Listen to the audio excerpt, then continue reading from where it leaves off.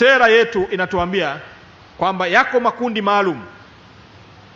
makundi maalum ambayo yatapata huduma bure katika vituo vyetu, na hili naomba nilisisitize sana.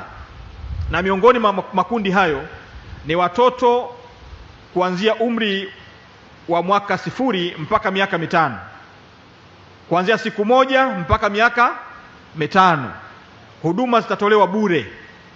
Sasa maelekezo haya, katibu mkuu, inaonekana bado uelewa ndani ya wizara ni mdogo.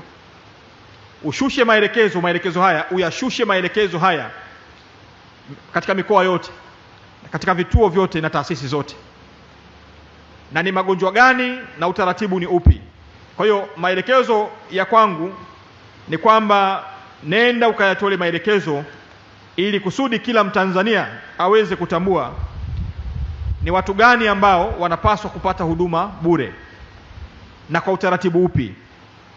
Maelekezo yako yatakaposhuka vizuri ndani ya wizara, wako wataalamu pengine ambao hili hawajalielewa, kwa sababu ninatambua kwamba kwa mujibu wa sera kuna kina mama wajawazito, kwa mujibu wa sera kuna wazee kuanzia miaka 60 na kuendelea, kwa mujibu wa sera na taratibu kuna watu wasiojiweza maskini ambao taratibu za kuwatambua zinaanzia kule kwenye vijiji, vitongoji na kwenye mitaa na kuja kwenye hospitali zetu.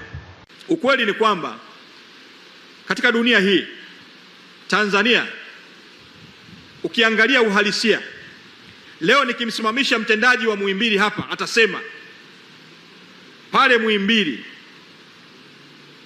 namna ambavyo Watanzania wanapata huduma bure, msamaha unaotolewa kwa Watanzania.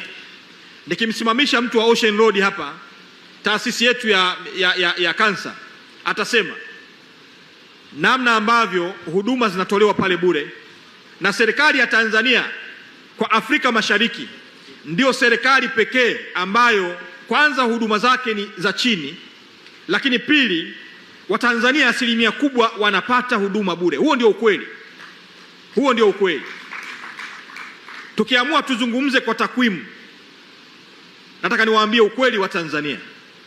Serikali hii ni serikali yenye huruma kwa Watanzania. Huo ndio ukweli. Sekta yetu ya afya leo, akisimama hata mtu wa hospitali yetu hii ya Mwananyamala, atawaambia kitengo kile cha dialysis, wagonjwa ambao wanatibiwa bure kabisa baada ya kuwa wamekizi vile viwango na vigezo. Sio kwamba kila mtu atatibiwa bure, vipo viwango na vigezo, na wapo watu wa ustawi wa jamii katika kila hospitali hapa nchini ambao kazi yao kubwa ni hiyo, kupitia taratibu, kuangalia uhalisia na kukubaliana baina ya mgonjwa na hospitali husika. Kwa hiyo ukweli ndio huo.